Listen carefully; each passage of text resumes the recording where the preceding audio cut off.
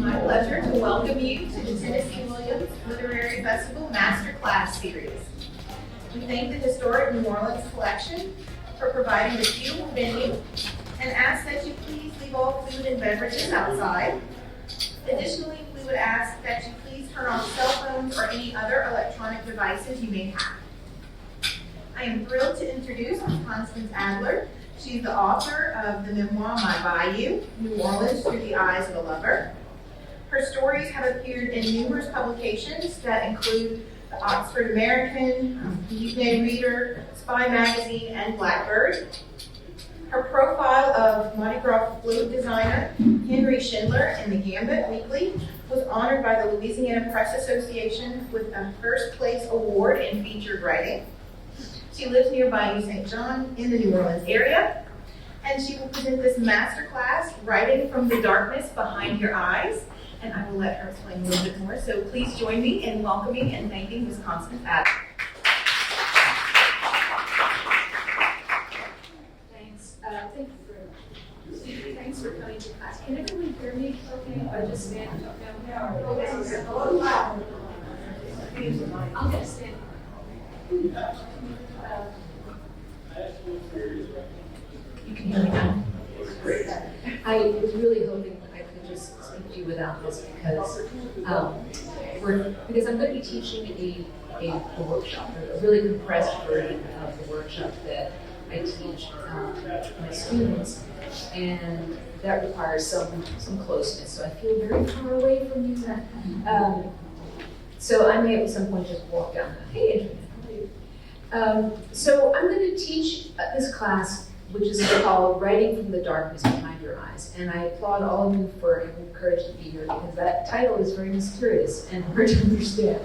So, and what I meant by it was that there is a certain quality of story, a certain quality of writing that springs to the surface, that comes to the surface of your mind when you're not paying attention, when you're not trying to force it, when you're not trying to write, when you're not trying to think.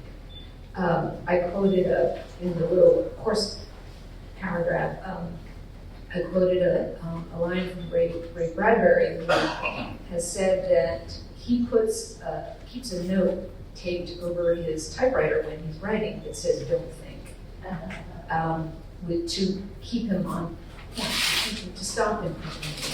And it's a little counterintuitive, but thinking can often be the enemy of creative writing. Partly because when you think too much, you tend to sort of clamp down on things and judge it and wrangle it, and you can just strangle the life out of a fresh story. I've always found that the best writing comes up when you just give yourself an opportunity to explore, to make a mess, to try different voices, to not make sense. And there are certain techniques that you can practice to access what I call that truer storytelling voice, or that deeper storytelling voice. And one of them is meditation. And I can vouch for this because I have learned this from my teachers, and it's a technique that I have used in my own writing. It's how I managed to get a whole book written this way, by not trying to write, I should say, by not thinking. And so we're going to do a couple of things today. I'm going to talk to you a little bit about how this works, and then I'm going to invite you to meditate with me for a few minutes, and then I'm going to give you a writing prompt, and then you all are going to write. I hope you're all ready to write, or maybe not. Maybe you're just ready to sit. And so then I'll ask you to write for about 15 minutes or so. And then I'd like to invite those of you who are willing to stand up, I should say, and read what you've written for the rest of the class to hear it. So just I want to let you know that's coming. So how the meditation works is that I ask you to just to sort of sit quietly in a relaxed state as much as possible. When someone tells you to relax, it becomes absolutely the last thing that you can do. But And to sit with your eyes closed, and I will guide you through just sort of a process of walking out of your mind and into your body. And then as we come out of meditation, I will give you a writing prompt, which is going to be either a phrase or question or an image. And what I would like you to do when I give you this prompt is just seize on it, write it on your page, and then just write the first thing that comes to mind without questioning it.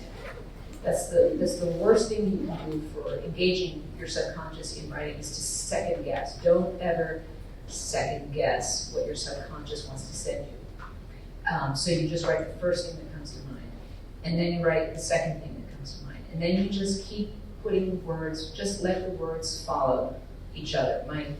I always like to say that let your hand lead you instead of the other way around. Just let your pen move forward and keep writing. And even if you end up having to write blah, blah, blah, I hate this, I hate this, I hate this, write that.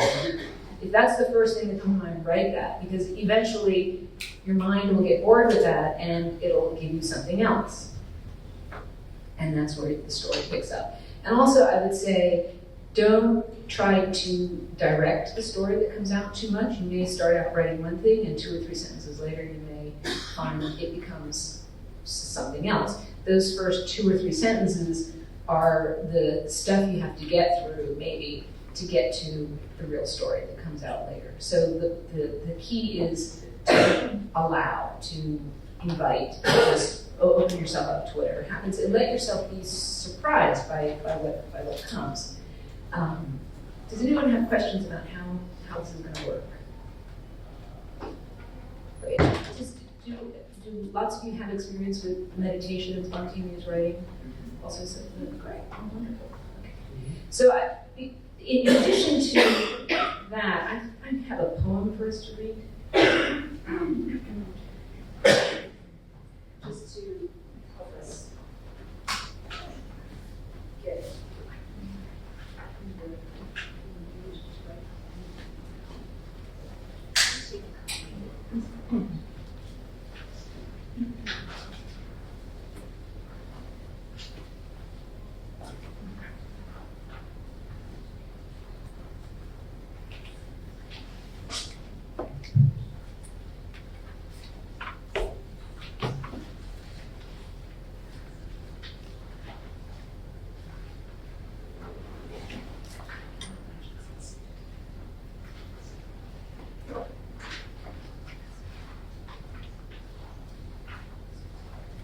If we run out of copies, share with me.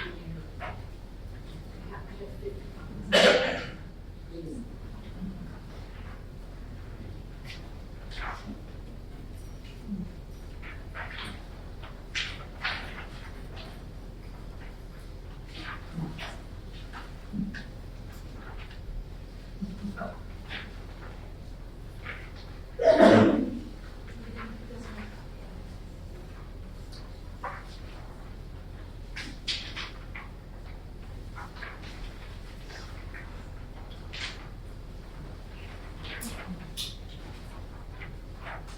So,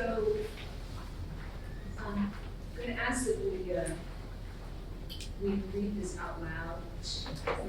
Not all voices at once, but I'd like to go line by line, and I'll get us started. And when I point to you, I just randomly point to people. When I point to you, just read the next line that you see on the page. And then when we're done, I'm going to point to one person, and if that person will just, if you don't mind, read the whole single. So we'll hear it twice.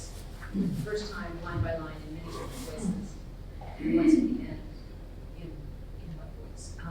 This is a poem by Rumi, translated by Paul Navarez. The driver's clothes lie empty. You're sitting here with us, but you're also out walking. In a field of dawn, you are yourself. The animal we hunt when you come with us on the hunt. You're in your body like a plant, a solid limb, yet you're wind. You're the diver's clothes. Lying empty on the beach, you're the fish. In the ocean are many bright strands. And many dark strands like veins that are seen. When a wing is lifted up, Your hidden self is gliding those veins. Never loose strings that make ocean music. Not the sad edge of surf, but the sound of near shore.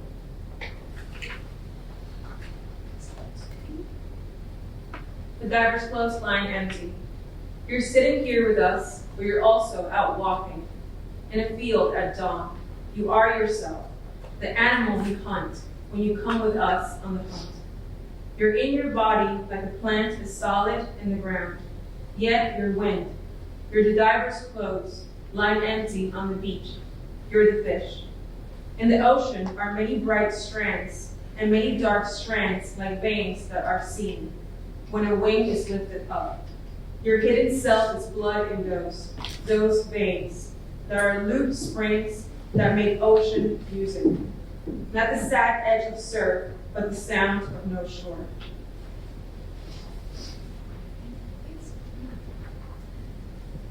Okay, so let's get ready to meditate. And I'm going to talk to you like this, and I'll walk up and down so you can is that it's not too easy to.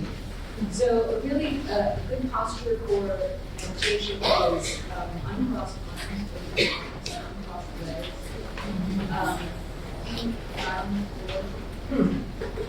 So have your writing paper and pen just ready, but not holding. Just have it close by. And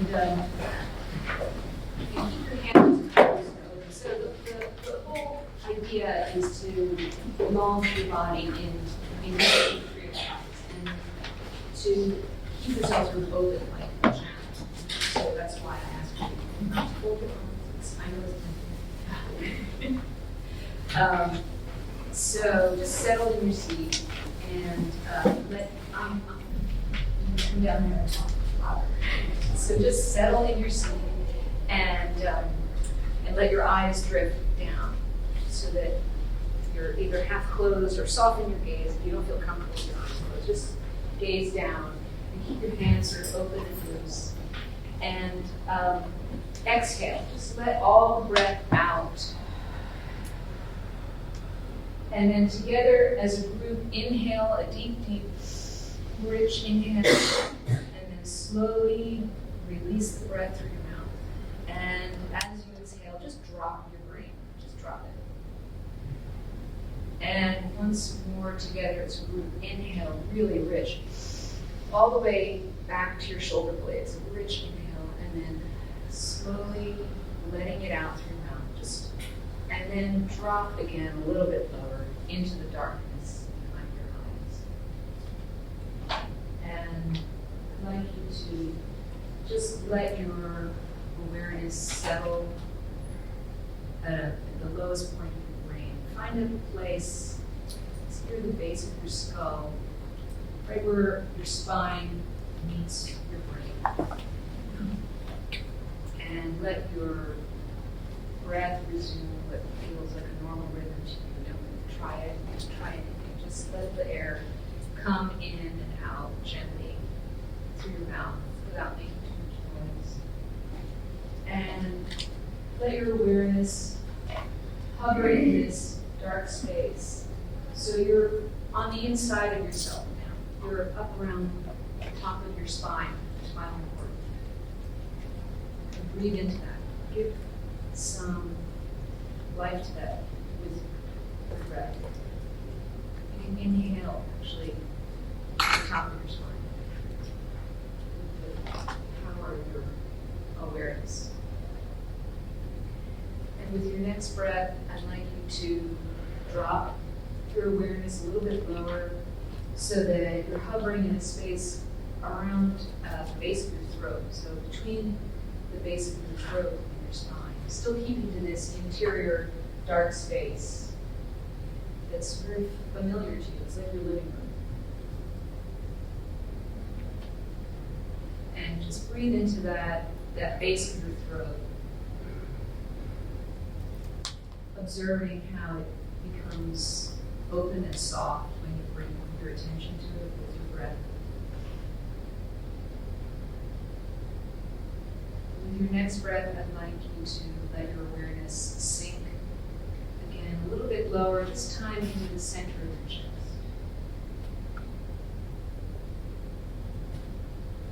This is a space right behind your sternum, which is a bone in the center of your chest. So you're between your sternum and your spine. Just breathing into that. Watching how it, again, it opens and softens with your breath.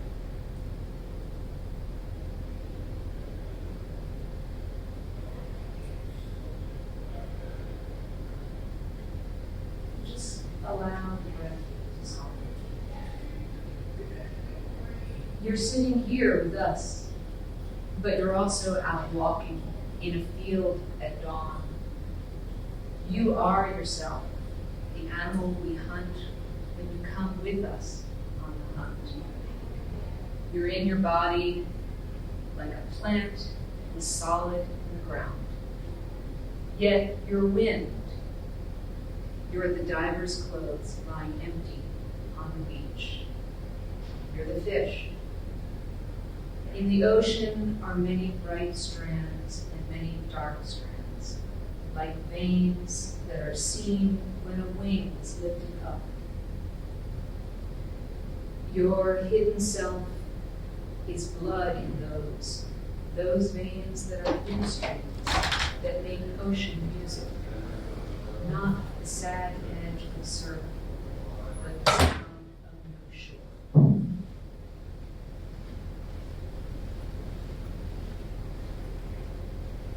So just keep your breath moving gently in and out. Try to put your awareness, letting any changes in the room pass and go back to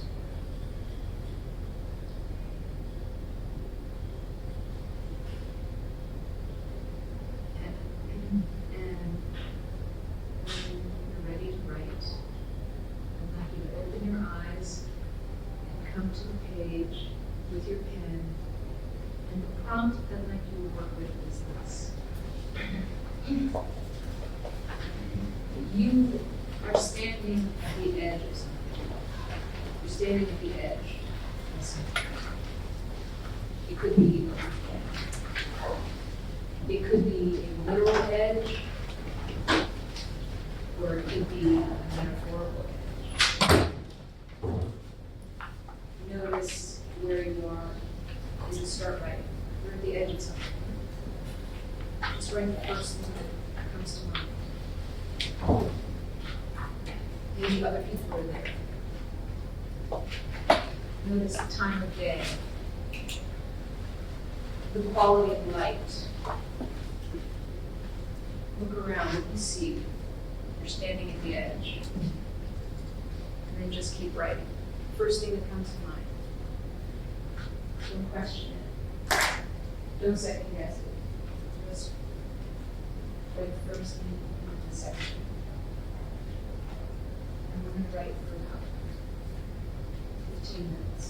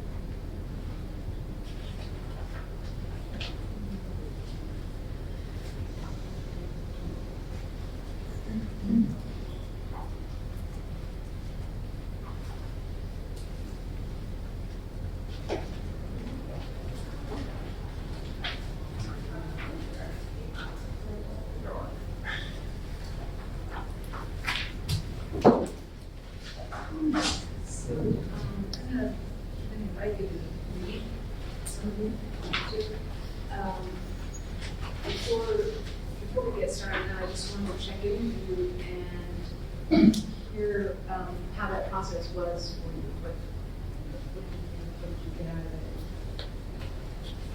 Any comments or questions about how it worked? Yeah. It just felt like a separate. It was a thing. Isn't that nice? It's like a door unlocking. Pardon me, like a door unlocking.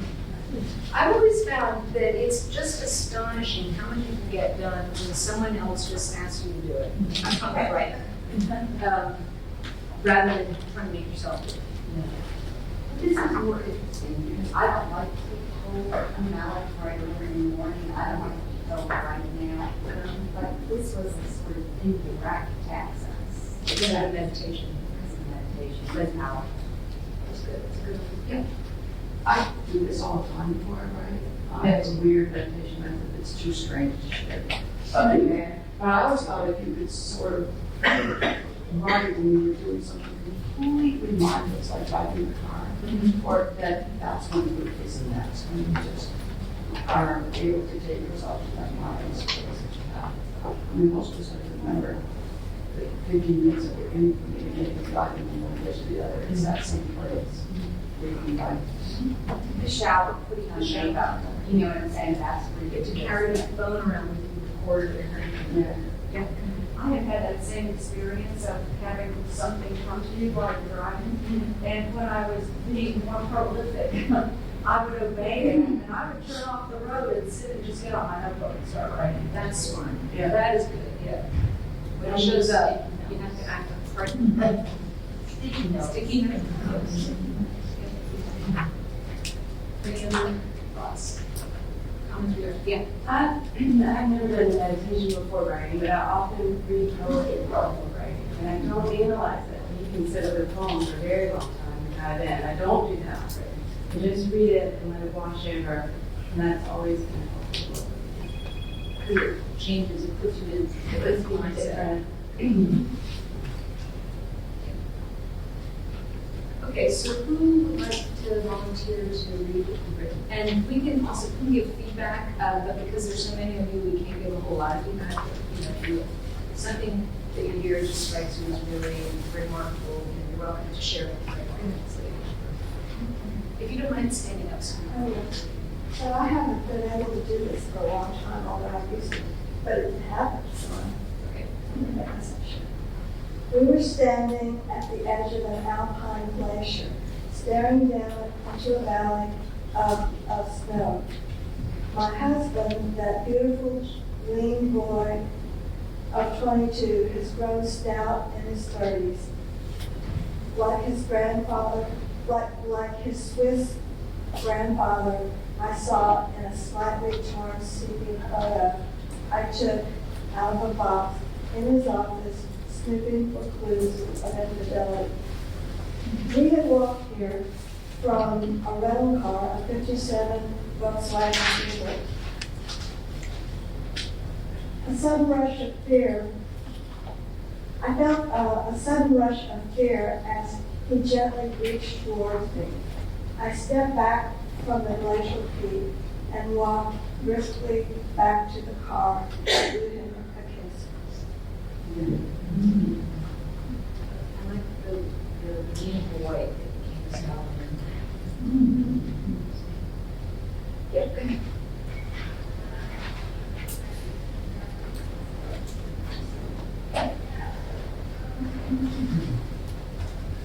I'm at the edge of Sunrise Point at 5:30 in the morning, and the warmth of the sun takes the chill away from me, even though the sun has itself not risen. It's about 30 minutes away. The sounds of the surf in the Gulf laps against the beach, but quietly, for there is no wind, and everything is quiet. I can hear all of the sounds around me because there's only silence. That's always present at this time of the day. The bird sanctuary bears its skin, and I hear Mrs. Cardinal chirping at me from overhead because I haven't filled the feeders yet. Woody Woodpecker provides a new rhythm as he searches for bugs waiting for me to fill the feeders again. The pine trees rustle with doves, staring at me, waiting for me to feel the fevers again. A rustle in the bush behind me tells me Rocky Raccoon is already getting restless, as are my island cats. I close my eyes and breathe in deeply. That small sound of my June and that special smell that opened me to visit with my mama. We have a conversation, sometimes long, sometimes short, but always satisfying, and then I wish her a good day and watch the ground where I could spread her ashes. And then I say to all, the light within me recognizes and bows down to the light within you. Namaste.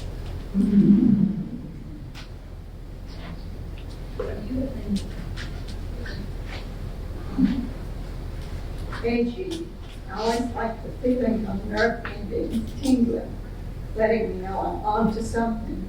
What? A mystery that lets me know I'm not in charge, letting me know that my discovery I'm about to make has been a coming together from the wind, the sun, the soul, my own heartbeat, and I let go, stepping into the water, the sand shifting under my feet, also letting me know that I couldn't create by myself this beauty of the sucking sand as I lift my foot, letting me know I alone make the swirl around my ankles, the salty smell that resembles the sandy smell, that resembles the fishy smell, that resembles the very sand, salty, sandy, fishy smell wafting from my very pores. The sun lifts off the horizon just as my heart rises to the blood red of it, the green red of it. The clouds are tinted with pink and orange. The ocean reflects the colors, but adds its own glitter, outlining. I step deeper into the water and wonder what small creature touches my ankle. Whatever it is wonders about me just as I wonder about it, and I greet it with my heart. The colors shift to neon pink and purple. My robe floats behind me as I step waist deep into the ocean, into my heart, expanding open like my robe to flies in all of the surf. Surf sounds open my ears to their soft whispers. Violent surf sounds. Violet whispers vibrate my eardrum, and my heart drums to the beat, to the silence that suspension. My body suspended, held up by salt water. My heart suspended, because I do not yet know the mystery, and yet it's not knowing, and I know it. It's a dissolving into the mystery.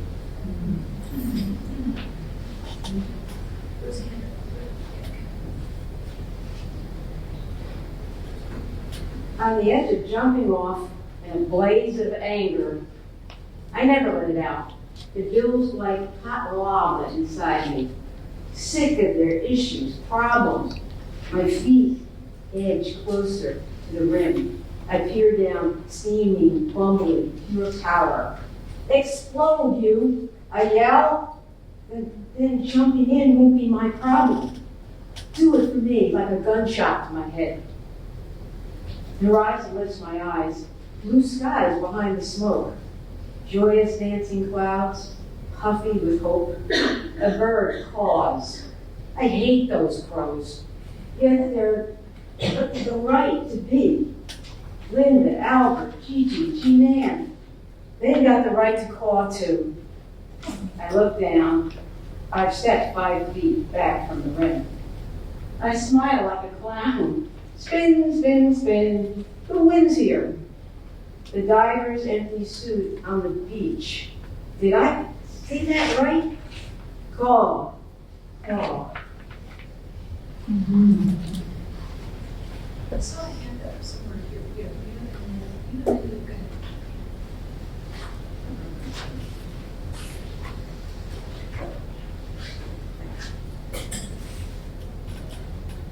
Grass, deep grass, afternoon, some shade and deep green, foliage and fall off.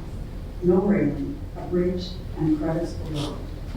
You have your dog by your side, off leash. He stays close to your ankles, breathes softly against your leg. You take in fresh air, deep and cool in your lungs, looking over the edge at the deep roots and grasses, the deep rocks and grasses below, mystical Scotland. A branch on the ground. Your dog steps over and moves at an angle toward the edge. You don't stop breathing. You smell the mosses on the rocks. Feel the sun on your skin intermittently. Breeze, breath. Deep gulf below. You stand on top of the edge of the world. Quiet. Almost something save for the loyal friend at your feet. He moves at an angle again, nearing the edge. You daydream about fairies sitting on red mushrooms with white dots. You remember a doll you had and a red dress that someone took away from you. Tears, solitude, no dog then. Now the dog, a replacement for parents, for siblings, a life of unstrung, of no harnesses, freedom of movement, life. The dog brown with white spots like a mushroom. Peace, age, freedom from constraints of school and bedtimes. Nearly at the edge of the railless bridge. Dog, dog, dog, at an angle, moving slowly at your speed. The scent of animals in the lower crevices. You can't smell. The dog's nose twitches. He's little. He's dog. Smells.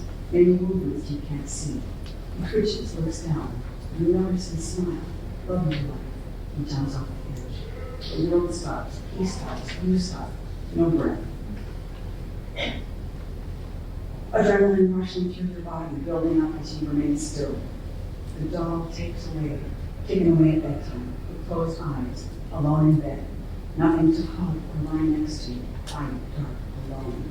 The dog, the dog, the dog, so far away. In time, as the minutes have stalled, time slowed down, breath held.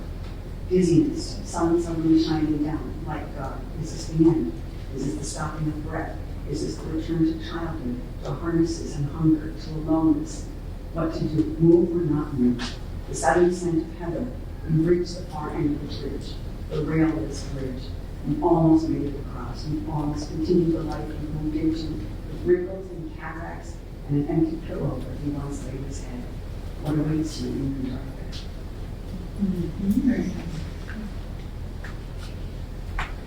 Very nice. Then I'll move it back to the movie. I'm looking down into the canyon. By the way, I read an article before we came in, which is probably something. I'm looking down into the canyon. Oh, I'm sorry, could you stand so that we can, or is that? At the canyon. All right. The sun is about to set, and not yet. Looking down into the abyss, I see shadows overtaking the opposite wall, which seems so close, yet it is, I know, nearly a mile on the other side. I glance down into the openness below. There's a small animal, perhaps a mouse or even something larger, crawling along the ledge below. Perhaps it is looking for something to eat, or maybe a lost item laid down sometime before, and now wants to recover. I don't know, but I'm entranced by watching it crawl along the little spot, sniffing as it goes. My life is something like that. I laid my dreams down years before and took up the corporate world, and now I would like to find myself once again, to pick up my dreams and move along the ledge free. I see the animal pause. It's sniffing around the bush. Perhaps it's found what it was looking for, or distracted by the smells left by another. Like me, distracted by my feelings for others that have pulled me away from where I wanted to go with my life. You have to be responsible, I was told. You must care for your family, they cried. The voices were of my parents, my neighbors, my friends. But I wanted so much more for my life.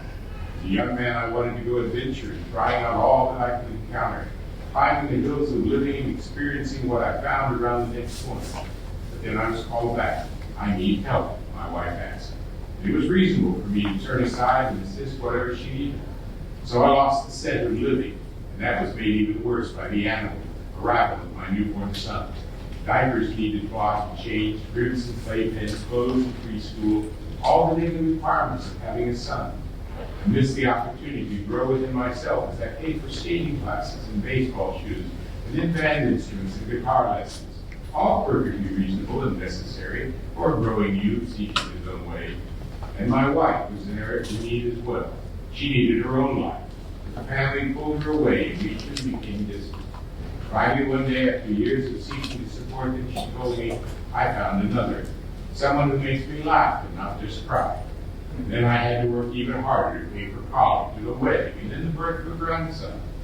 I heard my son's dreams fading away as well. Then from my mouth came the same things my parents had said. You must be responsible, my son. So here I am, standing on the edge of the Grand Canyon, and it's so inviting just to step off and fall and forget. And I do.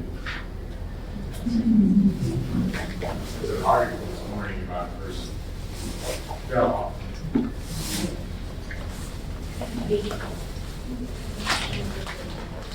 This is at a specific place in Provincetown, a exact decade wharf where Eugene O'Neill started the Provincetown Playhouse. And I knew Tennessee Williams, and he told me he actually stood at this place and wrote, so here it is. Standing at the edge, borderline cross, into dimensions, dawn, beginning light, see space, see sky, see other worlds arising out of water, arising out of storm, arising out of snows, arousing out of sweat, boats, thoughts, waves, light gestures, women, pleas, explanations. Safe back on the sand, afraid of drowning, afraid of family curses, insects like detractors nipping at the flesh, going out of my mind, venturing out of the flesh. The wharf is a platform for truth. The wharf is a platform for revolution. The state-found statues of the theater must be tested. We must take our ideas out into the water. We must take our emotions out into the waters. The wharf is fragile. We are fragile, temporal, but the theater is eternal. We connect to the infinite. We connect to the healing. We connect to the spirits. We co-join with the source. We go to beginnings. Birds comment, fish comment, flesh comments, ghost comments. The waters dictate. Our heat, our mass, the sound of the waters. We go into the chasm. We fall into the cavernous waters where we're baptized and remarried. I have God's sweat burning my eyes. The human body is an enemy. The human soul is perpetually tested. I'm in the water now. I'm under a tree. I'm 100 years back. I move too fast. The branches could poke out my eyes. I feel drowned, daisy, unsteady, sleepy. It's hard to remain stable, sane when the waters and emotions are one. The fierce waters propel me. The forces propel me like a puppet. I receive dictation from the gods. My words are the same markings the water made on the stones. The smells are buried under the sands bury the past, the sands bury the words. The Akashic records are all around, warm, and breathe them in.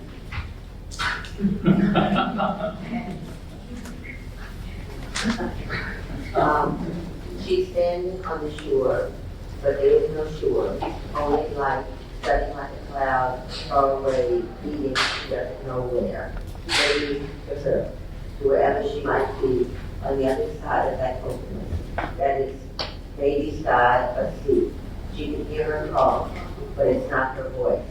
Not the solo little voice of delight, as her hands stretched out to her, and the little feet tumble towards her, calling her mom. No, it's not that cry. Not a cry at all. Just the sound cut us off as clouds cutting or waves rolling on a sea without a shore. A sea made from a mother's tear rolling down the cheek, from all mother's tears. In a world full of weeping, flowing away from the edge of openness, of grief, of the grave.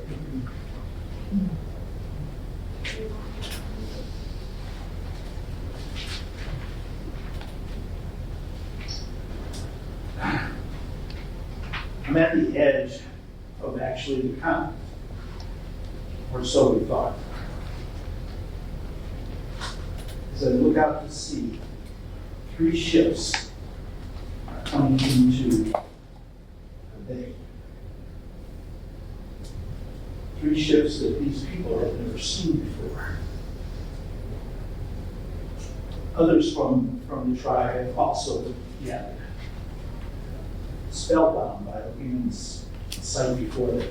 Smaller boats have been going from the main ships, and they are filled with white-skinned people, which the natives have not seen.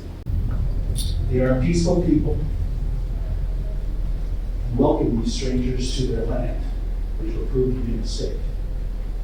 They're on boats that they had never seen before, and they thought they had found India, and so they referred to the natives as Indians.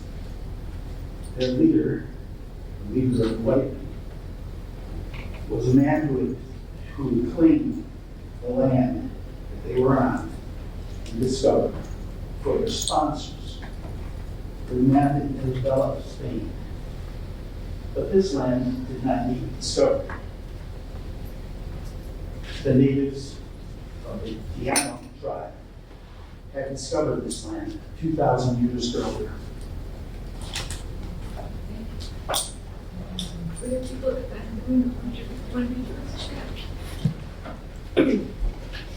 I'm at the edge of something, the edge of a cliff.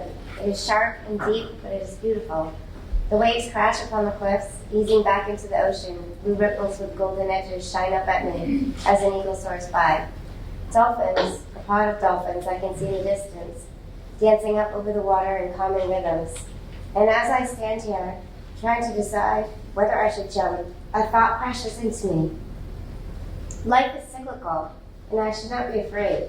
All of the fears I have been running from, but also thrusting down deep into the bowels of my brain, I can experience those now. I am strong enough, I do not need to be afraid. If fear will empower me, it will not weaken me. I can soar like the eagle and dance as the dolphin. I can take what comes my way. Denial is not helping me, it is hindering me from being completely aware of my life and the life around me. I do not need to be afraid in the way that I have been, in secret, deep down parts of myself that I have chosen to ignore. Because in hiding it and ignoring that fear, I have not been myself, but rather a shell of myself. And that is no self at all. I must return. I must return to myself so that I can truly live my life. Not just exist, but live and thrive and dance with the waves that come my way. Soar over the cliffs that appear threatening. For wherever I end up is where I need to be. But I have to be in tune with myself and with the world around me. I need to see it all, not just what I can see without being afraid. The fear of death, of disease, of loss, of pain, it will empower me if I let it. So I must let it because I need to live with all of my blood running its course. I want all of the emotions, all of the pleasure and all of the pain so that I can dance with the universe and with the waves that I thought were threatening me. They are not working against me. They are working with me, guiding me to where I need to be, showing me the cycles that I need to embrace, the love I need to exude, the moments of power and the moments of weakness. One must sink and swim in them all. Open my eyes and my heart and my mind so that I can soar and swim in the veins of life. Once I am able to let go, I shall be able to share my light and my love authentically with every soul I encounter. It is an art, and I must be the painter and the canvas, the beauty and the darkness are one. Let's get two more readers.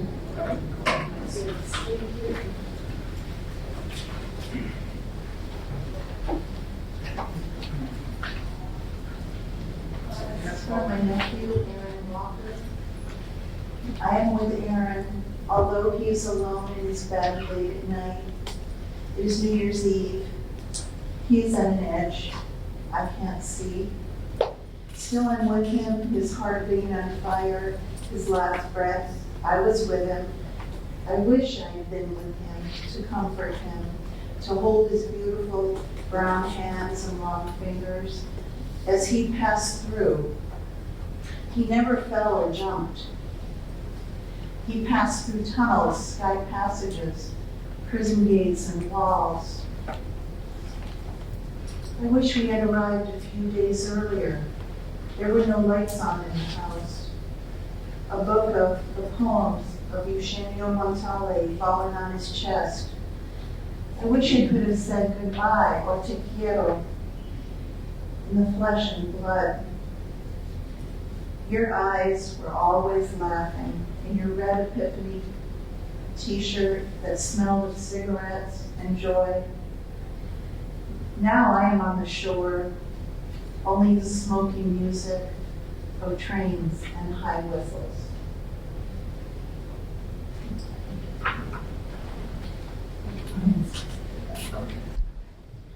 Edge, so high above, the fog tickling the senses. The tickling, no. the something of the morning mist on her face, dampening the stroking of the morning mist on her face, dampening her hair, her clothes, her bare feet sinking ever so slightly into the muddy earth.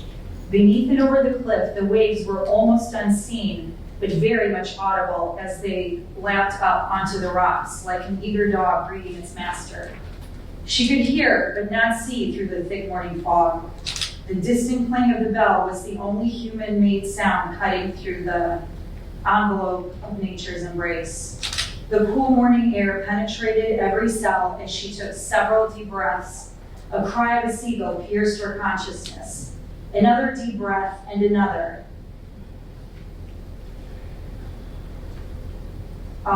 Dizzying from an abundance of oxygen and lack of sleep, she took a step, toes curling right on the edge of the 50-foot cliff. The waves below continued in a calm, rhythmic, hypnotic beat. The sound of the waves made her calm, but the seagull cry reminded her that there was no way back, not ever. She crouched down, hands on the ground by her feet. She raised her head like a griffin poised on a tall building, ready to launch into flight, to grasp its prey into her talons, to shake the life out. But that would not turn back time. Sarge would still be gone, and Maurice would still come after her. One quick push, not even a push, just a strong lean forward, and would it all be over in seconds. Her body and brain matter would be splattered on the rocks below, providing a generous feast for the seagulls and fish.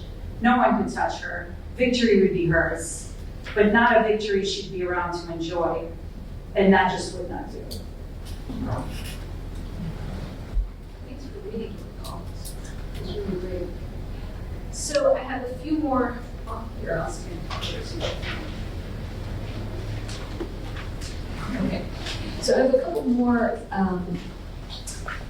techniques that you can use to access this kind of spontaneous writing. And I want to emphasize how important it is when you are inviting your subconscious to come into the process, openly come into your creative process. You have to let it do or say what it wants. And so when you try these exercises, you may end up with a prompt that you don't like, or you think it's not you. And I would say that there is some subconscious drive that causes you to reach for a certain prompt. And at the conscious level, you may think that's not you, or you may think that you don't like it, but your subconscious wants you to write about it. So one technique that I like to use, and this is, of course, writing in the early morning is usually what most writers will tell you, and I realize everyone's writing biorhythm is different. I find the morning to be best because the mind chatter, the brain chatter hasn't started to speak too loudly yet. And one thing, but if you don't like writing in the morning, that's fine. One exercise that you can do at any time of the day is just sit, and I also recommend very highly handwriting because I think the body-mind connection is just much stronger if you write with your hands rather than a keyboard. I think whatever you start by handwriting, you can take and then start typing into your keyboard, and that's a different process, and that's a much more sort of directed, focused process. But when you're just working with the messy, just outpouring, I find handwriting in a notebook best. So one exercise that I like is just write a list. Just write a list of each thing that you saw when you woke up, even if it's trivial. My socks on the floor, the dog bed, coffee cup, newspaper, whatever it is. Just a whole list, like 20 things as you moved through the first few hours of your day. Just list them, just 1, 2, 3, 4, 5, 1 through 20. And then read the list. And with just let yourself spontaneously pick the one that jumps out at you. One of those is just going to talk louder to you than all of the others, and circle it. And let that be the subject of a free write exercise. And then so you take that out of the list, go to a fresh piece of paper, and write that at the top, and then just respond to that object. Make it a story. Make it the beginning of a story. And again, don't question it. Don't say, I don't like that. I'm going to do something. This seems more like a story. Your subconscious chose it for a reason because it wants to work with it. Something that I believe in very strongly is that the subconscious mind is just really hungry for imagery. It just wants something to sink its teeth into. It just wants something solid. And if you just give it an image or let it respond to an image, it will start to really talk to you and give you a story. And you've seen these great stories that came out just like that. The other technique that also works is, although I realize newspapers are almost a thing of the past, I take the classified ads from my newspaper and open it up, and I close my eyes, and I drop my finger onto the page, and wherever it lands, whatever item, word, phrase that my finger lands on, and the rule of the exercise is you have to work with what the random chance gave you. You can't override that. You have to use what chance gives you. And you just take that and put it right at the top of your notebook page and just keep writing. What does this mean? Why did I land on this? That's also very helpful. A lot of these techniques, I think they work because you are abdicating the overworked mind and letting the more spontaneous, fun, playful subconscious mind take over, which is, as someone said, they found this easier, and it's like, it should be easy. Don't make it hard. The other technique that I like to use with meditation is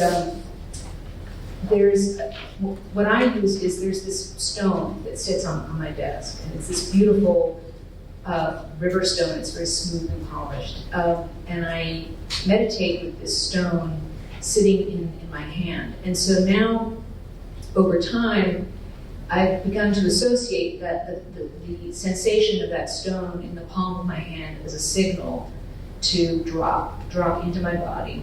And it's also really, it's great because because there's a sensation of touch, and it brings me back into my physical self, which is a pathway into that deeper story that we've been talking about. And so now I have that with me all the time, and it's become sort of a device. It's a little bit of self-hypnosis here, which is that now I pick it up and I hold it, and I know I'm ready to write. That's my pathway, and you can choose that. I like using the stone because it doesn't really mean anything. It doesn't have any. It's not particularly. It doesn't scream story at me. It's just a thing that feels good, and it has weight, and it puts me back in contact with my body. So that I find very helpful. Do you have any more questions about anything that we've been doing? Yeah, go ahead. I just wanted to share she passed away, a playwriting teacher. She was a great baker, so we would sit around her table, and she would bring out plum cake, and then somehow eating the cake, and then she'd give us a prompt while we're eating the cake. It worked the same way. Yeah. Can you give an example of the newspaper exercise? Are you talking about the word that you land on, or the article that you land on? It's usually could be a word. I like the classified ads because they're usually filled with objects. Sometimes, or sometimes if you're flipping through and there may be some like short word of a story, and there could be a person's name. The obituaries are good for that, for getting great names, just like drop.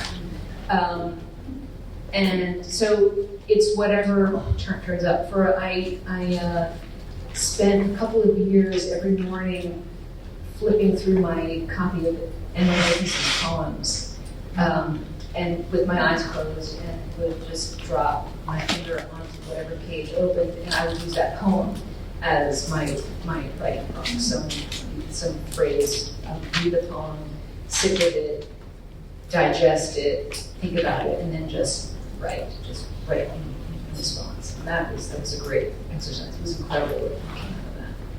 So you can choose almost anything. You can choose the dictionary. The Bible is always good because that's filled with characters and great stories. Any more questions?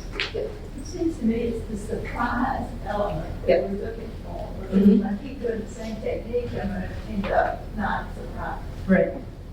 So I have to keep changing the technique. Right. I mean, it really is. It's like as you treat your subconscious mind as you would a child who wants to play. You have to give them lots of toys. Yeah. In my old playwrights group, we used to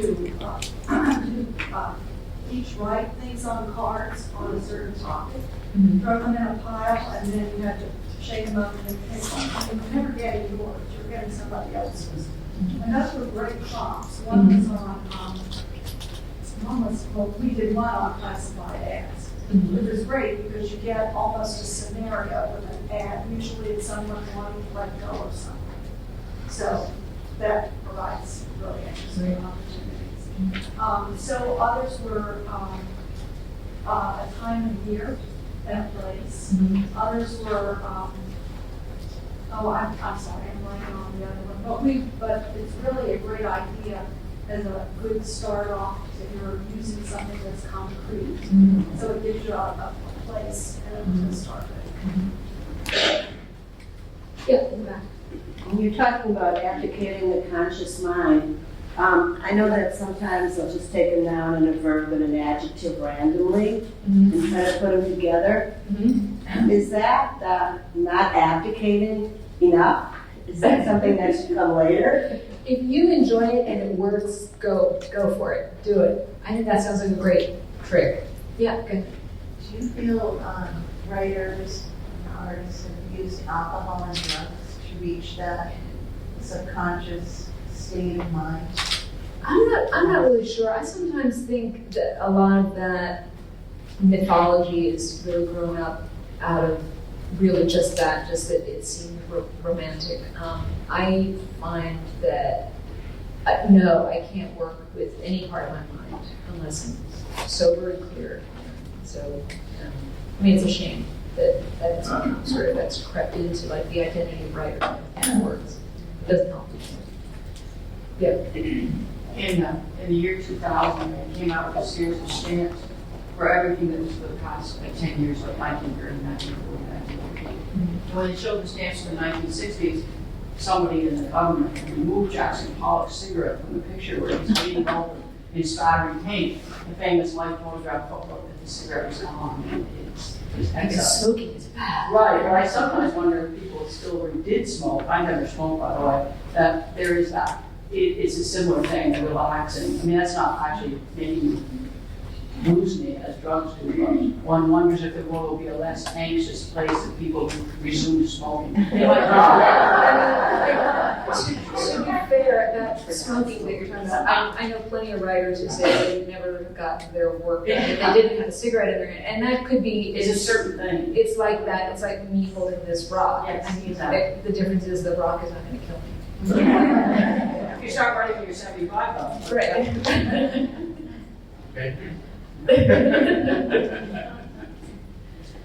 Okay, so before we close, I know there is someone in this room who has been saying to herself or himself, no, I'm not going to read, I'm not going to read. But you kind of really do want to read what you wrote. So who would that be? Okay, you were first. I knew it was you. I read a book not too long ago about the unconscious and artists and ideas that float, and it seemed to me that we have an idea swirling in the stream, looking for a home. We're not being Can you make sure that we all can hear, please? Yes. The rocks crumbled beneath my feet. I peered over, seeing the brilliant blue sparkle below me. Reflected on the surface, millions of minute images of me on a cliff, sunlight behind me, freezing the moment of decision. Forever in a shifting tableau. No, not forever, only for a moment. Then the next wave slammed against the jagged rocks, frothing and churning, reflecting more of me now than before. Water receded, pulling with it strings of bubbles and tendrils of seaweed, or were they tendrils of sea thoughts? Hard to tell today how much of what I was seeing was really there. Just a step and I'd be part of that tableau, quickly erased, but for one glorious moment, I'd be myself 10,000 times over as I raced to meet my reflection.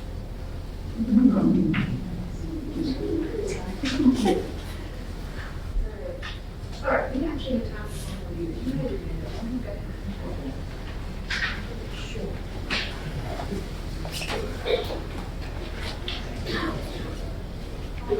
I was struck by how many people have images at shorelines, cliffs, canyons. So I just wanted to note that that idea of edge is, I think, engender physical edges in the right. And mine is certainly not today. This river, the Chester, winds through this tiny town of 4,500, where once, according to legend, British imposed taxes on the tea that sailed up and was ceremoniously dumped here by the locals, sinking into the muddy silt below, forgotten, untaxed, undrummed. I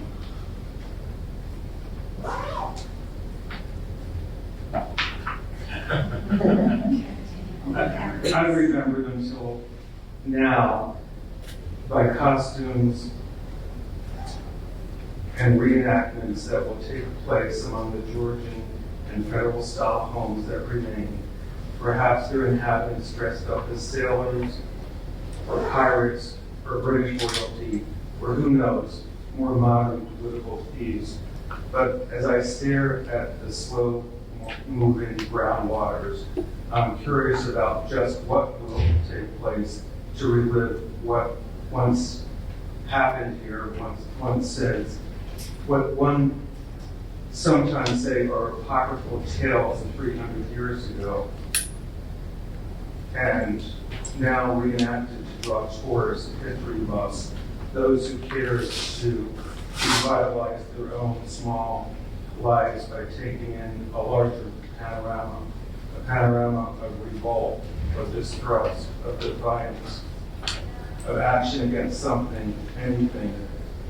I wonder, standing by the edge here, whether next year at this time, somebody else might be with me, what weekend guest, what city residents pulled from their closet or vanity to this small colonial town will cheer these events on, cheer on the Tea Party revelers. And then I reach into my pocket, pull out the keys, and face away from the river and toward the town, and walk slowly to the 1788 house I and my partner just published, the red brick historic gem built by a sea captain in the U.S. Continental Navy. And I wondered, did he once sip tea?